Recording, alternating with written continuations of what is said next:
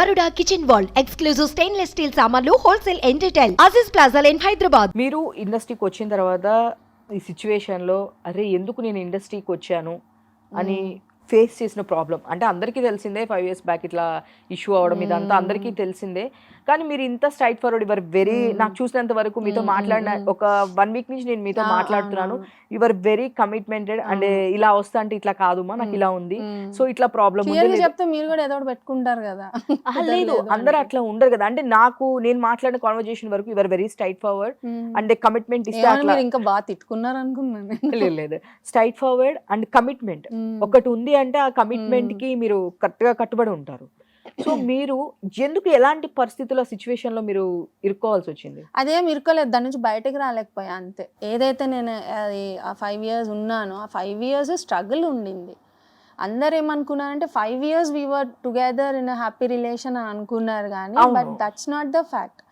1 yearకే I realized what's happening అని అంత అర్థమైంది అక్కడ నుంచి బయటికి రావడం కొంచెం కష్టమైంది ఇప్పుడు ఇద్దరు శత్రువులు ఉన్నారనుకోండి వాళ్ళిద్దరికి ఒక క్లారిటీ ఉంటుంది ఎప్పుడు ఇద్దరు కొట్టుకోవాలో లేకపోతే ఎప్పుడు ఒక వార్ పెట్టుకోవాలనేది వాళ్ళకి తెలుస్తుంది ఒక రిలేషన్లో ఉన్న వాళ్ళకి ఏంటంటే ఎప్పుడు బయటికి రావాలో తెలియదు సో ఆ టైంలో స్టేట్మెంట్స్ అవన్నీ ఇప్పుడు మీరు సబ్మిట్ చేయడం ఉంటాయిలేండి అవి కోర్టులో అడ్వకేట్లు మాట్లాడతారు అది సెపరేట్ అనుకోండి సో ఎందుకు మీరు not about the financial thing so one more నాకు ఒక చిన్న డౌట్ సో ఇంత మనీ ఆఫర్ చేసినప్పుడు అంటే మీకు చాలా ఆఫర్స్ కూడా వచ్చినాయి అని అన్నారు సో మీరు కూడా ఇప్పుడు సినిమాలు కూడా చాలా వరకు మిస్ అయ్యాను ఇప్పుడు చాలా మంది డైరెక్టర్స్ భయపడుతున్నారు భయపడడం అంటే కాదు I have to say they are cowards ఇక ఏంటంటే వాళ్ళు ఆల్రెడీ వర్క్ చేస్తున్న ఫిలిమ్స్ ఉంటాయి కదా సో వాళ్ళకి కొంత రిలేషన్స్ ఉంటాయి వాళ్ళకి వీళ్ళకి సో దానివల్లనే ఎందుకు వచ్చిందిలే కొంచెం బ్రేక్ ఇద్దాము అట్లా ఓకే అట్లా సో మీకు చాలా అమౌంట్ ఆఫర్ వచ్చినా కూడా మీరు ఎప్పుడూ తీసుకోలేదు కదా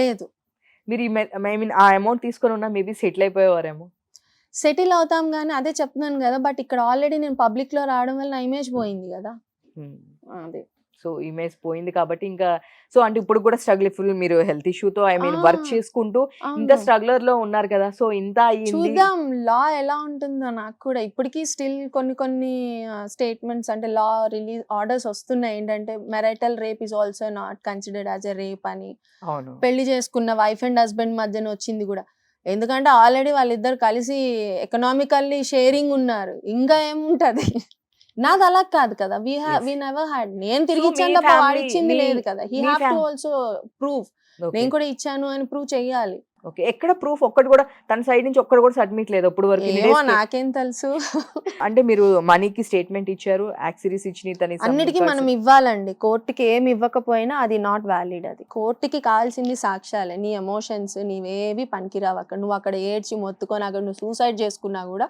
కోర్టు పట్టించుకో సూసైడ్ మీద కూడా నీకు కేసు వేస్తుంది అది కూడా క్రైమే సో ఒక స్టేజ్ కి వచ్చేపాటికి డిప్రెషన్ కి వెళ్ళారు మీ హెయిర్ మొత్తం అది అప్పుడండి వాడితో ఉన్నప్పుడే తర్వాత ఏం లేదు అది రిలేషన్ మిడిల్ లోనే తర్వాత నేను I never had my hair cut ఏదో కొంచెం ట్రిమ్ చేసుకోవడానికి నేను చేసుకున్నాను తప్ప అది కూడా వాడికి నేను చాలా క్లియర్ గా చెప్తా సెలూన్ వాడికి ఇంతే కట్ అది కూడా 2 times మా మదర్ తోనే వెళ్ళి నేను చేయించుకున్నా అట్లా షీ విల్ స్టాండ్ బిహైండ్ లేదు యాక్చువల్ గా సెలూన్స్ చాలా ఇష్టం ఇంతే అని చెప్పేసి ఇంత కట్ చేస్తూ ఉంటాను అందుకని నేను చాలా క్లియర్ గా చెప్తా నాకు హెయిర్ ఇష్టం నాకు లాంగ్ హెయిర్ కావాలి చిన్నప్పుడు ఉండే నాకు షార్ట్ హెయిర్ ఇష్టం ఉండే బట్ తర్వాత నాకు లాంగ్ హెయిర్ మీద ఇష్టం ఉంది సో అదే దీంతో అప్పుడు ఒక మూవీ చేయడం వల్ల చాలా స్ట్రగుల్ అయ్యారు లాంగ్ హెయిర్ ఉండాలి అది బిగ్ పెట్టుకొని క్రష్ కేనండి క్రష్ కే అలాంటి సీన్లు చేశాను నేను క్రష్ కి విగ్ పెట్టుకొని ఆ విగ్ ఎక్కడ ఉడుతుందో అని అదొక భయం మేకప్ ఒకటి నీట్గా ఉండాలి సార్ చాలా స్ట్రిక్ట్ ఉంటారు ఇన్నిటి మధ్య నా లిప్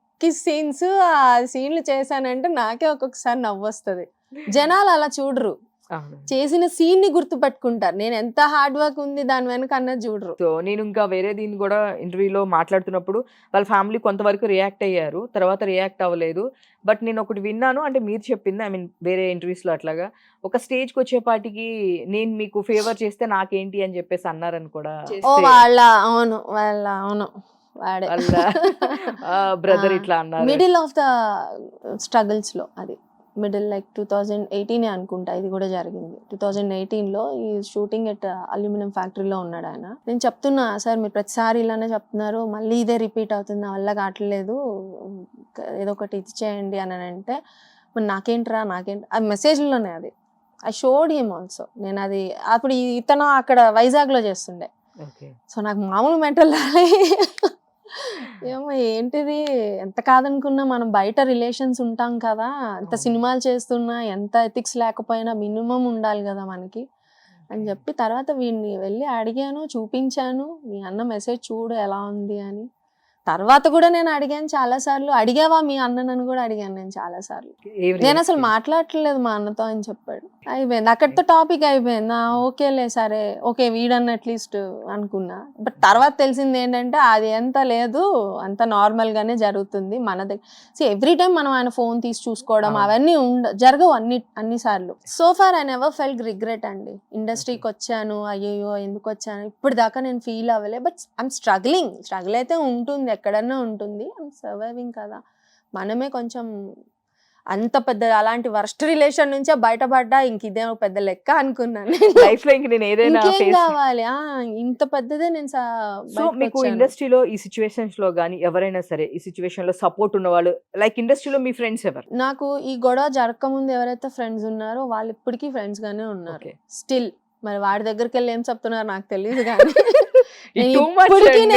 ఇప్పటికీ నేను వాళ్ళతో మూవీస్కి వెళ్తున్నా, ఇప్పటికీ వాళ్ళని కలుస్తున్నా, ఇప్పటికీ కాఫీ తాగుతాను వాళ్ళతోటి, ఇప్పటికీ సేమ్ టెంపోలో సేమ్ అదే ఫ్రెండ్షిప్ కంటిన్యూ చేస్తున్నాను కదా. ఇది మరి టూ మచ్. కొత్త వాళ్ళు అది నాకు తెలీదు. ఇది మాత్రం మీరు ఇది రాంగ్ థింగ్. అంటే నాతో బానే ఉన్నారు, అక్కడ ఏం మాట్లాడుతున్నారు అది నాకు తెలీదు, అది మనకు సంబంధం లేదు. ఎందుకంటే సినిమా ఇండస్ట్రీ అందరికి మ్యూచువల్స్ ఉంటారు, మ్యూచువల్ ఫ్రెండ్స్ ఉంటారు. మీ ఇద్దరు కూడా కామన్ ఫ్రెండ్స్ ఉండుంటారు చాలా మంది.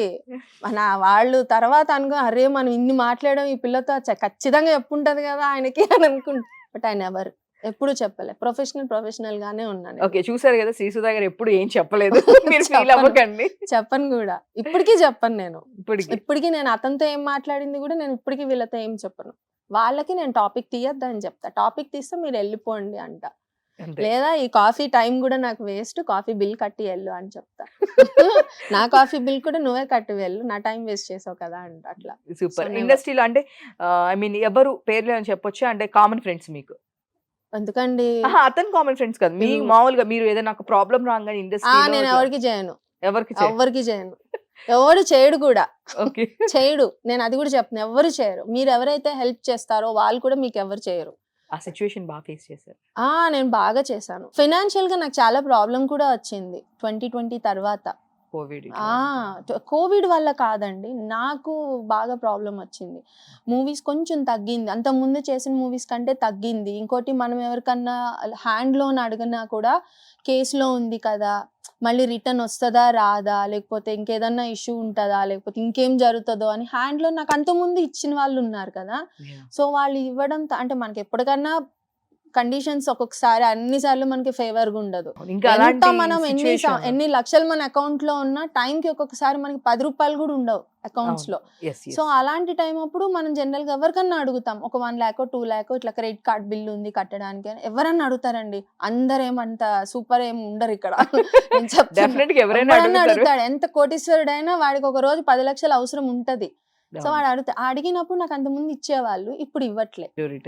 రిటర్న్ ఇస్తాను ఇవ్వను కదా, ఇప్పుడు ఎలాంటి సిచ్యువేషన్ ఉంటుందో అని. It's not because of Covid అని రీజన్ కాదు, నా కేస్ ఇష్యూ రిఫ్లెక్ట్ ఉండే.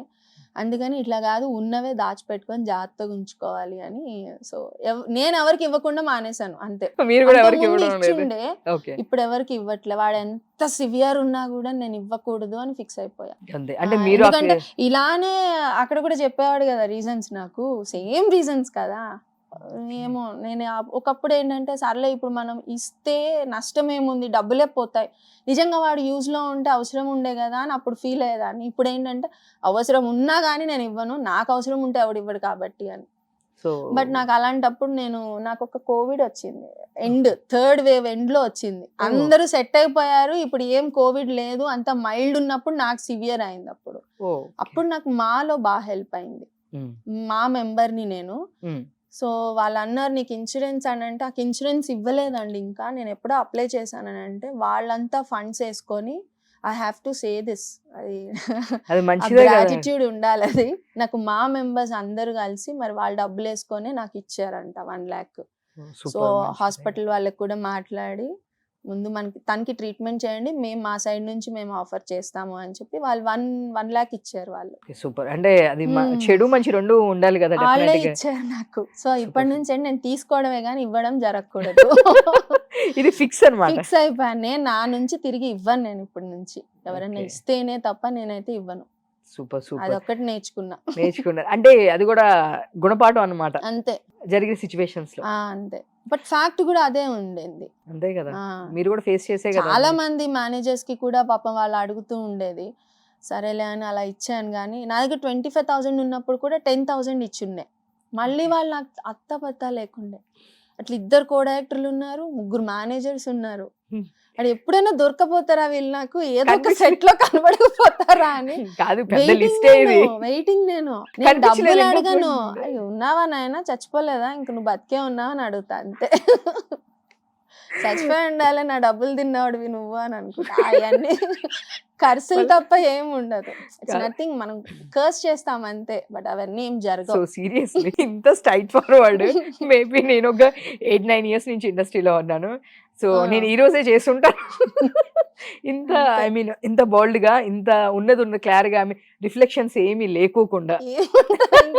కనిపిస్తే అంతకంటే ఏం అడగం. ఎలాగో వాడు డబ్బులు ఇవ్వలేదు. ఇప్పుడు ఎలా ఉంటుందంటే ఒక కార్ వెళ్ళి ఆటోని గుద్దితే ఏమవుతుంది, ఆటో వాడు ఇవ్వలేడు నీకు డబ్బులు, నోరు మూసుకొని లెఫ్ట్ తీసుకొని వెళ్ళిపో అంతే తప్ప వాడితో కూర్చొని నువ్వు గొడవ పడితే వాడు ఏమి ఇస్తాడు నీకు. మనకి నోరు మూసుకొని లైఫ్ మీద మాత్రం బాగా క్లారిటీ ఉంది శ్రీసుధా ఆటో గారికి. అక్కడ ఉంటే నేను ఇక్కడ ఉంటా. ఒకప్పుడు గుద్దితే గుద్దనని వెళ్ళిపోయేదాన్ని, ఇప్పుడు వద్దు, నాదే ఆకు నీదే ముళ్ళు, నీది ఆటో అయినా కానీ నీదే ముళ్ళు అని చెప్పి రియలైజ్ అయ్యా అంతే. సూపర్. చాలా అసలు మీకు చాలా క్లారిటీ ఉంది లైఫ్ మీద, చాలా చాలా వచ్చింది. క్లారిటీ అంటే చాలా క్లారిటీ ఉంది. Super super. ఇప్పుడు 7 movies లో ఇంకా ఎన్ని మూవీస్, అంటే ఇప్పుడు ఒకటి చెప్పారు, ఐ మీన్ మన ఇప్పుడే విశ్వక్ నేను ఈ సేన్. 1 month అసలు నేను ఏం షూట్స్ చేయలేదు, చేయలేదు. ఖాళీగా ఉన్నాను. నా విశ్వక్ సేన్ safaris గారిది ఒకరిది, ఇంకా ఇంకేం మూవీస్ ఉన్నాయి? చేసి కూడా నేను 2-3 నెలలు అయిందండి ఆ మూవీస్. అన్ని సో ఇంకా అన్ని చాలా. పోస్ట్ ప్రొడక్షన్స్ లో ఉన్నాయి. 2 Okay. మూవీస్ కి అయితే డబ్బింగ్ చెప్పేసి వచ్చాను. ఓకే. సో ఎందుకని ప్రమోషన్స్ లో కనిపించారు మీరు? మనకి ఎక్కడ పిలుస్తారండి వాళ్ళు. నన్ను పిలిచి ఇట్లనే మాట్లాడితే పోమ్మా అంటారు. వెళ్ళమ్మా ముందు నువ్వు స్క్రీన్ బయటకు వెళ్ళి నా కుర్చీని కూడా ఆ మూలకి వేస్తారు. సెంటర్ లో కూడా వేయరు నన్ను. సో నేను రియల్ గా నెక్స్ట్ టైం ఏదైనా ఒక మంచి లెంతీ క్యారెక్టర్ పడినప్పుడు నాకు ప్రెస్ లో మీ Q&A సెక్షన్ కి మీరు ఉండాలని నేను మనస్ఫూర్తిగా నేనే చెప్తా ఆన్సర్. వాళ్ళని కూడా పక్కకి వెళ్ళండి మీరు అంతా కాదు, నేను చెప్తా ఆన్సర్ అని చెప్తాను. సో మాకు ఇట్లాంటి వాళ్ళు స్టేజ్ మీద కనిపిస్తే చాలా హ్యాపీగా నేను ఫీల్. ఒకసారి స్టేజ్ ఎక్కాను తెలుసా, అట్లా ఒక్క సినిమాకే, అదే రూలర్ ఫిల్మ్ కే ఎక్కాను నేను స్టేజ్. ఓకే. ఎక్కాను. ఆ రోజు ఆ అమ్మాయి ఎవరు యాంకర్ అమ్మాయి పేరేదో ఉండింది, ఆమె అడగబోతుంది కానీ వెంటనే బాలకృష్ణ గారు తీసుకున్నారు. ఆయన దగ్గర నేను లాక్కోలేను కదా, వదిలేశాను. లేదంటే కనుక ఇదొక మూవీ, ఇంట్లో దయ్యం నాకేం భయం, ఈ రెండిటికి మాత్రం కూర్చున్నాను నేను ప్రెస్ Okay. మీట్లకి. ఇంకంతే లాస్ట్, వీళ్ళు మనకు ఛాన్స్ లేవర్లే, మనం ఇంటికి వెళ్ళిపోదాం టైం వేస్ట్ అని. లేదు నెక్స్ట్ నేను టైం మీరు రాను అసలు. ఉండండి. నేను యాక్చువల్లీ సీరియస్లీ మంచి పెద్ద రోల్ వచ్చినప్పుడు విశ్వక్ సేన్ గారి మూవీ ఒకటి ఉంది కదా. అందులో చిన్న రోలే, చిన్న పెద్ద role. రోల్ కాదు. Okay, ఇంకా 6-7 ఉన్నాయి కదా, దాంట్లో ఏదో ఒక పెద్ద రోల్ మూవీ ఒకటి ఉంటుంది కదా. చిన్న మూవీస్ లోనే పెద్ద రోల్ ఉంటాయి పెద్ద కదా. రోల్ చిన్న రోల్ కాదండి, మంచి రోల్. మంచి రోల్.